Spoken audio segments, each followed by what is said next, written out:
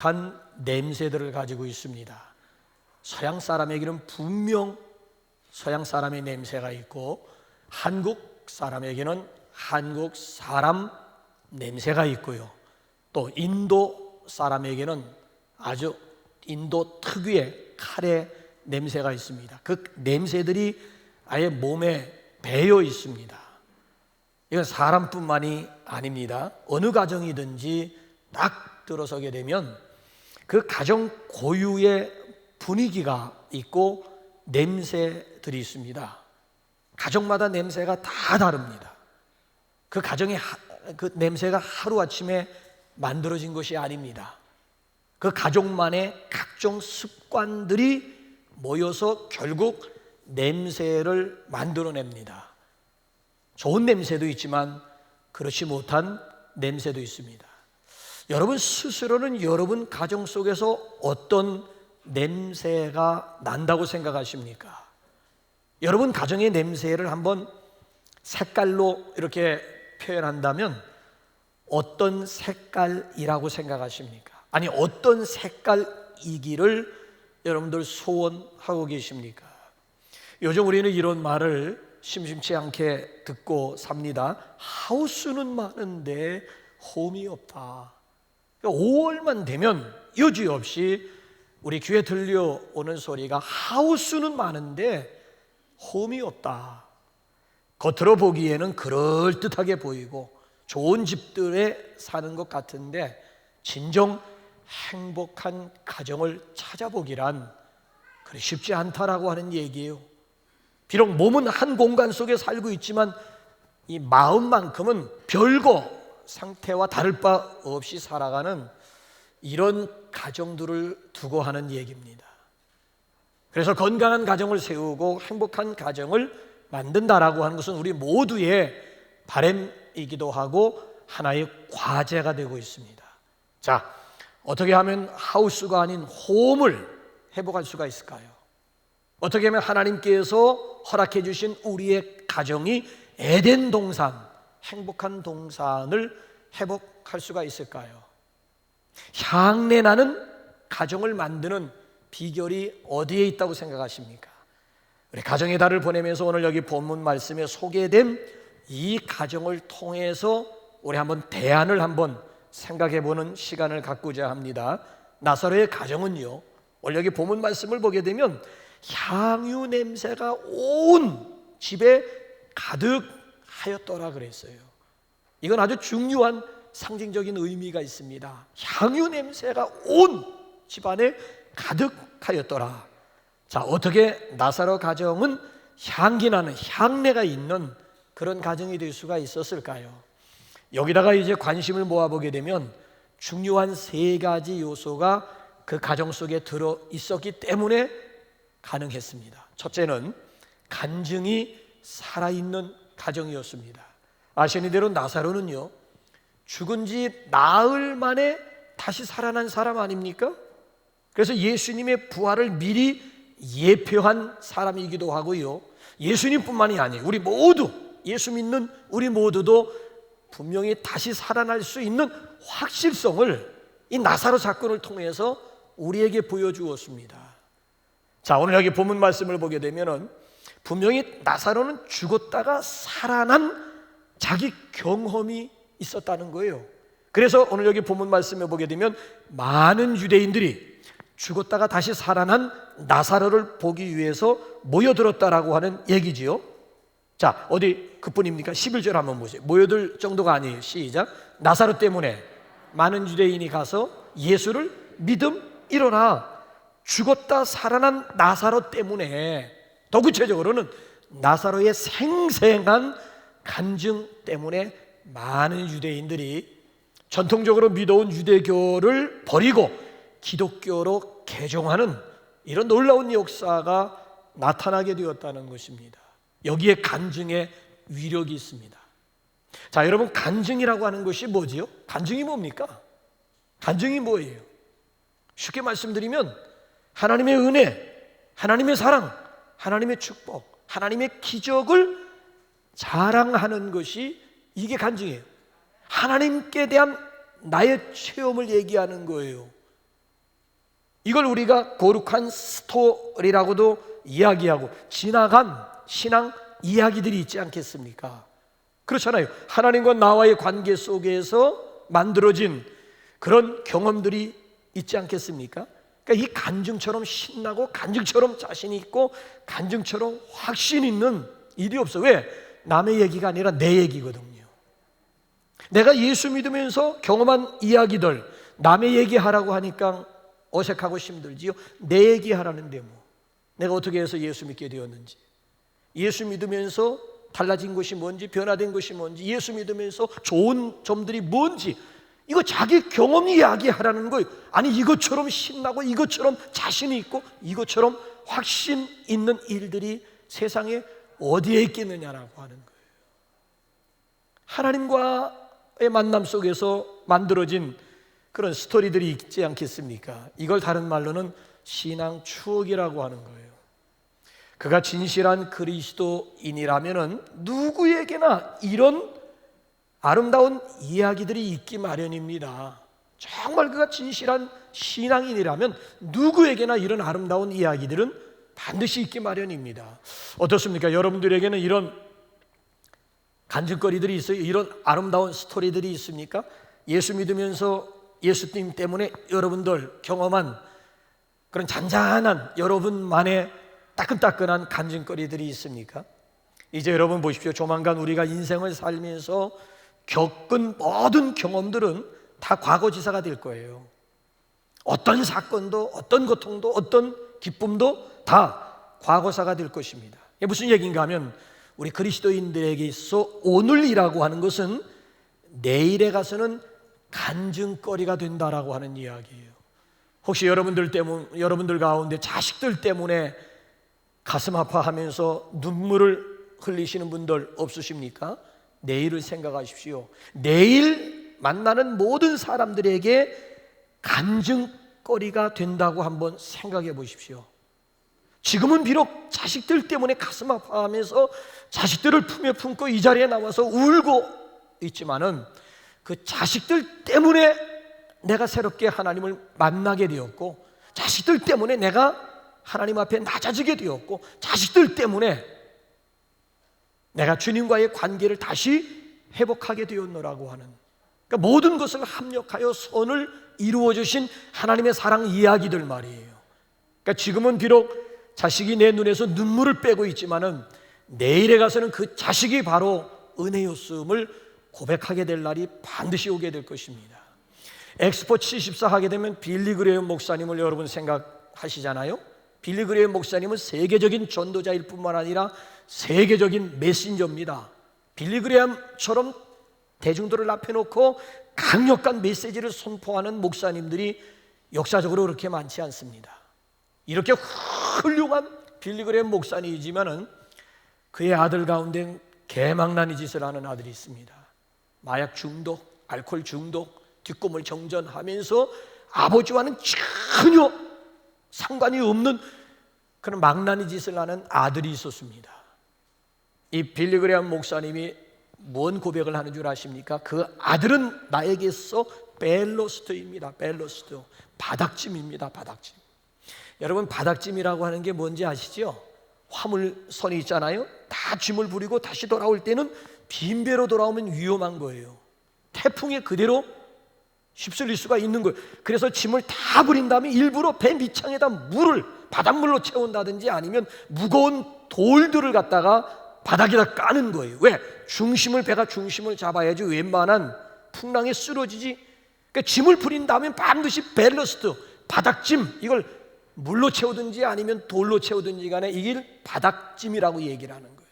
그러니까 빌리 그레이엄 목사님 간증이 이 자식은 나에게 있어 밸러스트입니다. 바닥짐입니다. 이 자식 때문에 내가 하나님 앞에 눈물로 엎드릴 수가 있었고 세계적인 명성을 한 몸에 지니면서도 한순간도 교만할 수 없는 이유가 바로 이 자식이 나에게 밸러스트입니다. 자식 때문에 하나님 앞에 눈물도 한 번 흘릴 수가 있고 하나님 앞에 더 나가서 엎드릴 수밖에 없어. 결과적으로 이 자식이 나를 오늘의 빌리 그레이엄으로 만들었다라고 하는 놀라운 고백이 아닐 수가 없습니다. 그 자식이 지금은 개망난의 짓에서 회개하고 하나님 앞에 돌아와서 아버지의 파트너를 이어가지고 제3세기에 나가가지고 우리 아주 어렵게 지금 살고 있는 그런 제3세계 사람들을 위해서 선교하고 있는 선교사가 되었다라고 하는 이야기예요. 이 얼마나 참 생생한 아름다운 간증거리예요. 그래서 저는 장례식에 가서 오열하고 있는 가족들을 향해서 한마디 합니다. 지금 당장만을 생각하지 말고 이제 조만간에 다시 만나게 될 그날을 한번 상상 한번 해보시라고. 당신이 얼마나 보고 싶었던지, 아빠가 얼마나 보고 싶었던지, 당신 때문에, 아빠 때문에 그동안 믿음 생활하면서 희미하게 또는 막연하게 생각했던 천국이 나에게 확실하게 보여질 뿐만 아니라 믿어지게 되었노라고. 나와는 전혀 상관이 없는 천국, 멀게만 느껴졌던 천국이 아주 내 아빠가 가 계신 곳, 내 남편, 내 아내가 가 있는 곳, 아주 가깝게만, 천국이 가깝게 느껴지게 되었노라고. 당신 때문에 내가 하나님을 만났고 당신 때문에 하나님 가까이 하게 되었노라고 하는 이런 이야기, 꽃들을 피우게 될 날이 반드시 우리 앞에 다가온다라고 하는 이야기지요.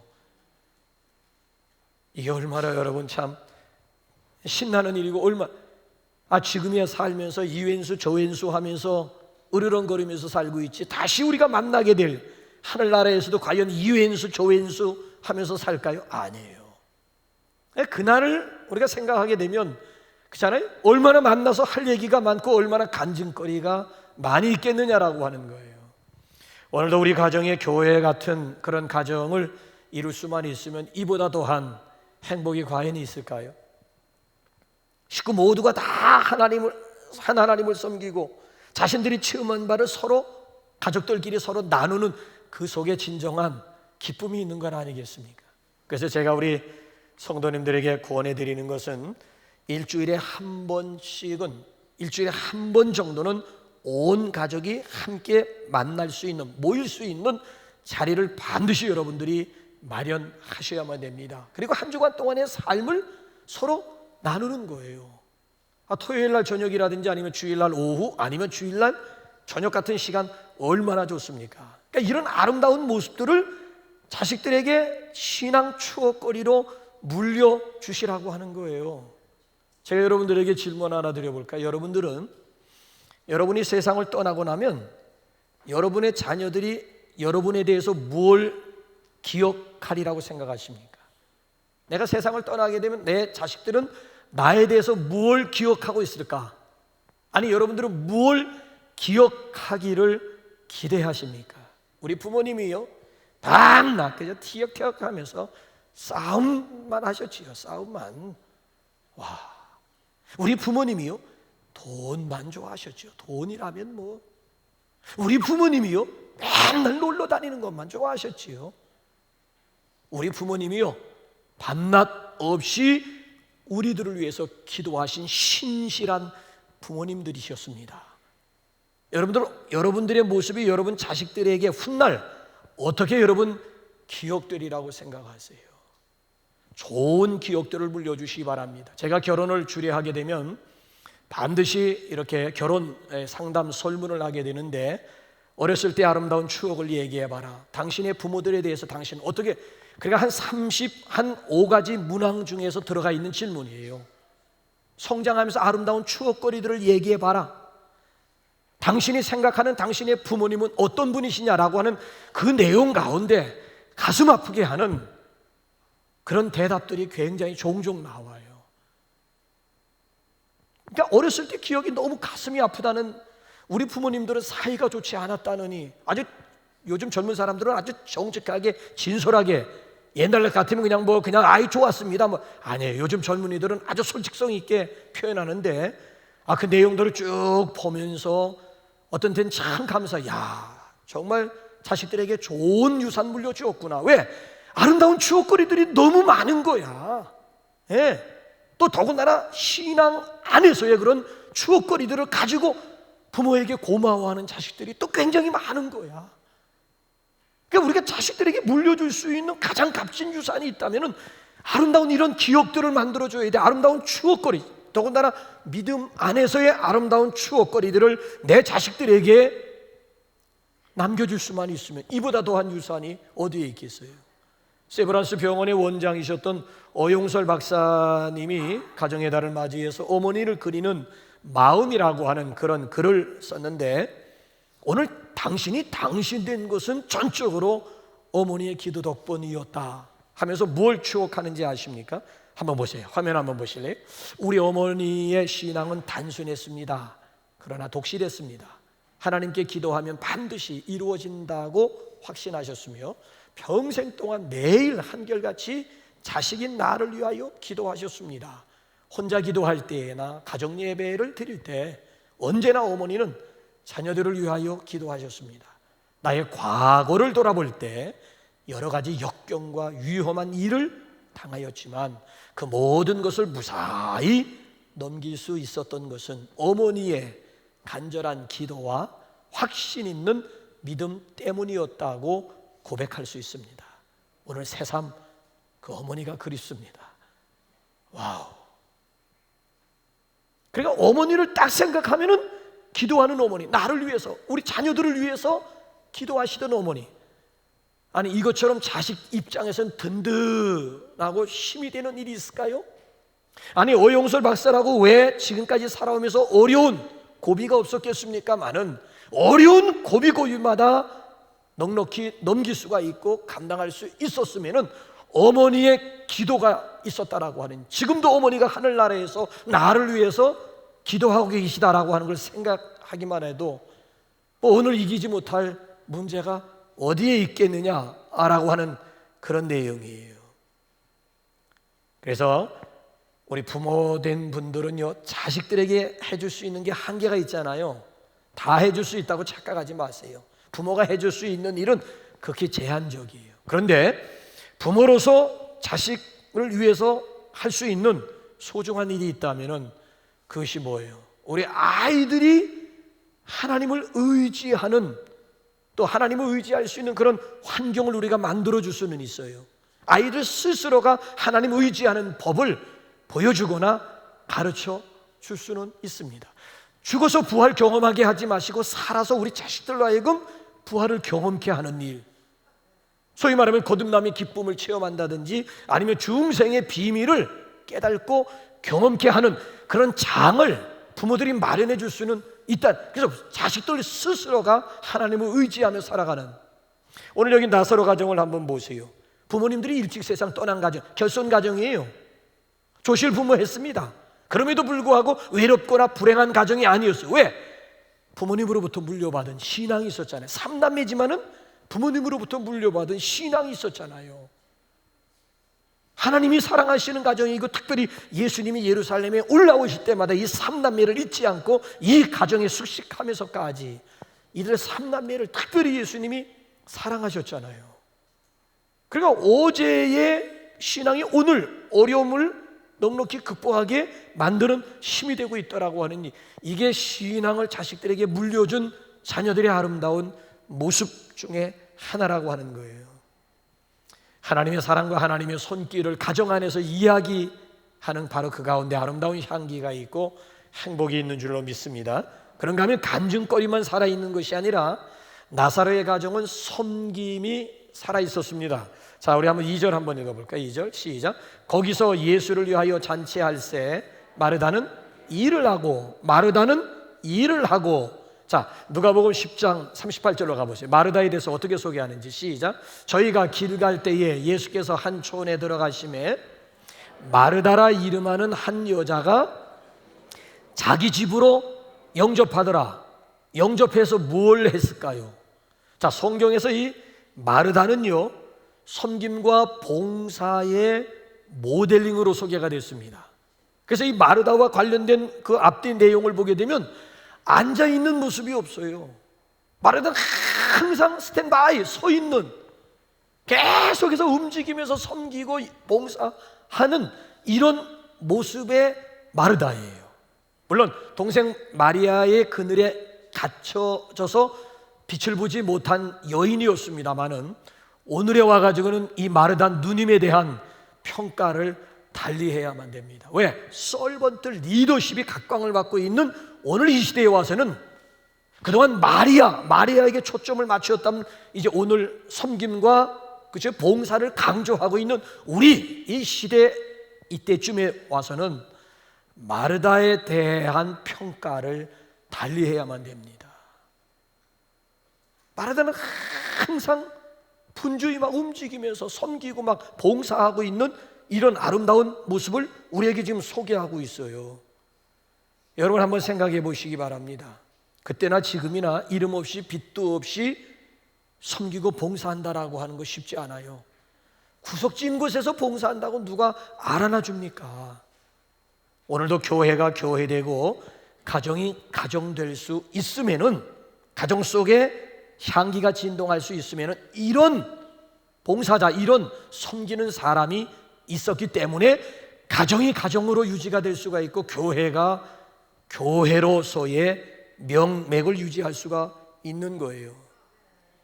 예수님은 우리의 정체를 빛으로 소금으로 말씀하셨잖아요. 너희는 세상의 소금이다, 너희는 세상의 빛이다. 그러시면서 우리에게 뭐라고 지금 도전하고 있는가 하면은 이방인들로 하여금 나의 착한 행실을 보고 하나님께 영광을 돌리게 하라 하시면서 이웃 봉사를 천명하셨습니다. 그러니까 불신자들이 나의 선한, 나의 착한 행실, 나의 선한 일들을 보면서 예수쟁이 다르다, 예수 믿는 사람들이 다르다, 그러면서 하나님께 영광 돌리게 하라라고 하는 얘기예요. 그러시면서 우리를 창조한 목적을 다른 차원에서 접근했어요. 지금까지 내가 내 영광을 위하여 창조한 나의 찬송을 이런 쪽으로 우리가 창조의 목적을 생각했습니다만은 한번 에베소서 2장 10절 한번 보세요. 시작. 우리는 그가 만드신 바라 그리스도 예수 안에서 선한 일을 위하여 지으심을. 자, 하나님께서 우리를 만드셨는데, 자, 하나님께서 우리를 창조하셨는데 그 목적이 뭐예요? 선한 일을 위하여. 선한 일을 위하여. 그래, 우리를 하나님께서 당신의 형상대로 창조한 목적 중에 하나가 우리로 하여금 구체적인 삶 속에서 선한 일, 봉사와 섬김을 위한 것임을 여기서 강조해주고 있지 않습니까? 이 봉사하는 가정, 섬기는 손길이 아름다운 거예요. 그래서 저 미국 같은 나라 참 우리가 무시할 수 없는 게요, 대학에 들어갈 수 있는 조건 중에 무거운 그런 조건이 뭔 줄 아십니까? 이웃을 향한 봉사예요. 사회봉사 점수를 굉장히 크게 생각을 해요. 그러니까 대학에 들어갈 수 있는 관건이 이웃을 향한 봉사 점수야. 사회봉사 점수를 굉장히 아주 무겁게 다룬 우리는 어때요? 누가 단어 하나 더 외웠느냐, 누가 공식 하나 더 외웠느냐가 좋은 대학에 들어가는 절대 기준이 되고 있잖아요. 그런데 한번 질문 하나 들어볼까요? 학교 우등생이 사회 우등생이 되던가요? 행복이 성적순입니까? 성적순대로 행복한 삶을 살 수가 있는 거예요? 이거 우리가 지금 무서운 착각을, 그러니까 벌써 이 생각, 이 가치관이 다르다라고 하는 거예요. 가치관이 벌써 다르다는 거예요. 그러니까 진정한 행복이라고 하는 것은 나에게 있는 것이 아니라 관계 속에 있다는 거예요. 관계 속에. 그러니까 내 행복이 나에게 있는 것이 아니라 이웃과의 관계, 그러니까 이웃의 불행이 곧 나의 행복이 아니더라고 하는 이야기예요. 그래서 진정한 행복이라고 하는 것은 물질에 있는 것도 아니고 성적에 있는 것도 아닌 관계 속에서 이루어지는 것입니다. 이웃을 섬기는 행위 속에 내 존재의 의미라든지 행복을 경험하는 것입니다. 그래서 저 슈바이처가 운영하고 있는 아프리카 랑바렌의 병원에서 굳은 일을 온갖 도맡아 하는 미모의 간호사가 있어요. 이름하여 마리아 여기 프레밍거라고 하는 간호사입니다. 헝가리 귀족 출신의 자녀인데요, 한때는 재색을 겸비한 뛰어난 미모를 자랑했고요, 각종 악기들을 연주할 수 있는 능력의 소유자였고요, 특별히 비엔나에서 가장 유명한 연극 배우로 명성을 떨쳤던 분입니다. 근데 이분이 어느 날 슈바이처 박사의 찬송가 연주를 듣고는 그 자리에서 결심을 하게 됩니다. 자, 지금까지 내 인생은 허상뿐이었다. 남을 위한 삶에 진정한 가치가 있다. 그래서 이 프레밍거는 그 자리에서 아프리카 행을 결심하게 됩니다. 그대로 날아갔어요. 20년을 하루같이 슈바이처가 운영하고 있는 병원에서 흑인들을 섬기면서 병자들을 섬기다가 결국 그 병원에서 운명을 하게 되었는데, 마지막에 남긴 말이 뭔 줄 아십니까? 남을 위한 삶이 이렇게 행복한 것을. 지금까지 뛰어난 미모 가지고 인기도 끌어받고 각종 악기들을 연주하는 가운데 박수갈채도 받아받고 유명한 비엔나에서 가장 유명한 연극 배우로서의 명성도 떨쳐봤지만은, 이분의 고백이 내 인생, 지금까지 내 인생은 허상일 뿐이었다.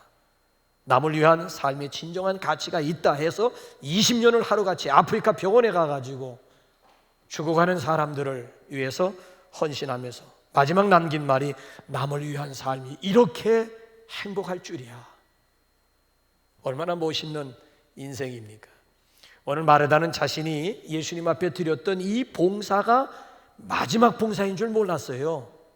근데 결국 마리아가 오늘 여기 본문에서 예수님을 위해서 잔치하면서 예수님을 섬겼던 이 봉사가 바로 마지막 예수님의 지상생애 가운데 마지막 섬김이었다. 그래서 이 마르다가 이 감격, 너무너무 예수님의 내가 마지막 예수님을 섬겨드렸다라고 하는 이 감격 가지고 행복한 삶을 살았다고 전해집니다. 여러분, 예수님의 십자가를 대신 지고 갔던 사람이 누구지요? 구레네 시몬이잖아요. 억지로 진 십자가입니다. 그러니까 와이미를 외치면서 왜 하필이면 나냐, 그 많은 사람 중에 왜 하필이면 내가 재수없게 걸려가지고 예수의 십자가를 내가 대신 지고 가야 되느냐, 궁시렁거리면서 원망불평하면서 십자가 지고 갔던 사람이에요.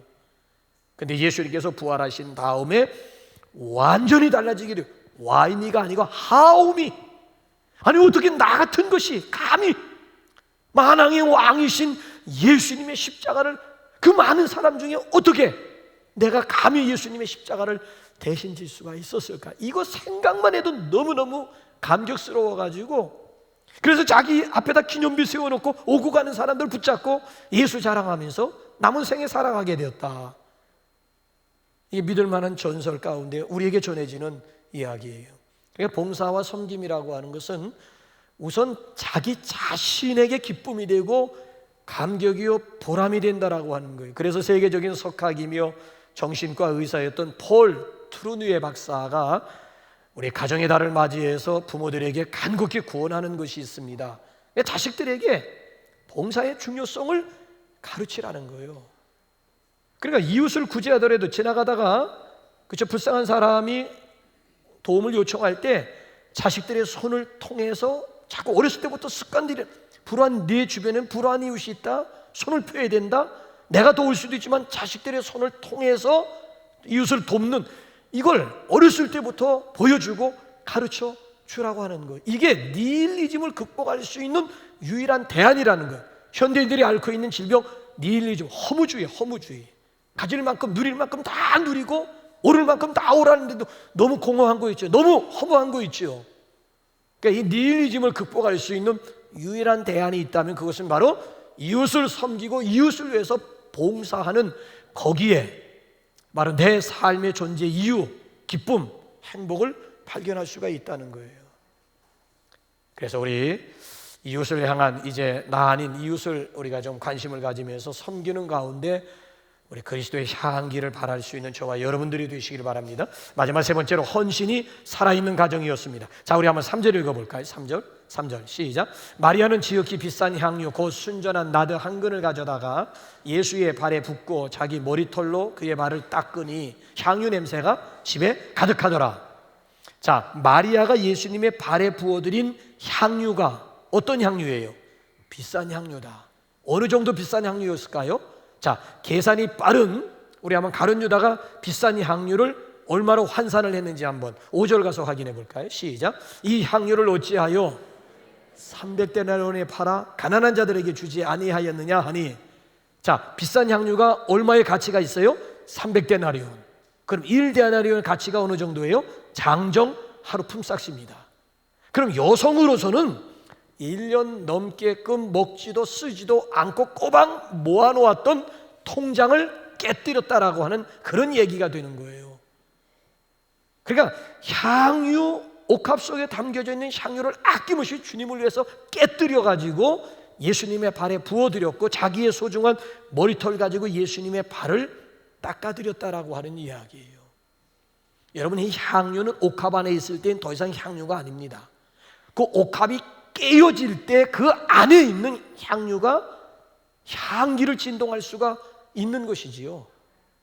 그래서 예수님은 그 마리아의 헌신을 아주 크게 받으시면서, 자, 거기다 무슨 의미를 예수님이 부여하셨는지 한번 7절로 한번 넘어가 보면서 정리할까요? 시작. 예수께서 이르시되 그를 가만두어 나의 장래할 날을 위하여 그것을 간직하게 하라. 그러니까 주변에 있는 제자들이 막 왜 허비하느냐, 왜 낭비하느냐, 뭐 별소리 다 잘했다고 박수 쳐준 것이 아니라 밑가진 사람들마다 마리아에게 쫑크를 주기 시작한 거예요. 가난한 자들을 구제할 것이지 뭐 때문에 그렇게 예수님 발에다 부어가지고 허비하고 낭비하느냐. 그럴 때 예수님께서 하시는 말씀이 7절, 가만히 두어 나의 장래할 날을 위하여 예비하게 하라.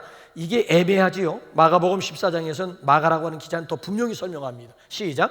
그는 힘을 다하여 내 몸에 향유를 부어 내 장래를 미리 준비하였느니라. 내가 진실로 너희에게 이르노니 온 천하에 어디서든지 복음이 전파되는 곳에는 이 여자가 행한 이 일도 말하여 그를 기념하리라 하시니라.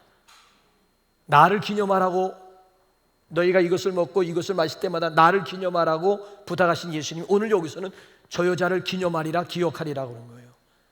그러니까 마리아가 지금 향유를 예수님 앞에 부어드린 것은 예수님의 장례를 근데 마리아는 장례 준비하기 위해서 부어드린 건 아닙니다.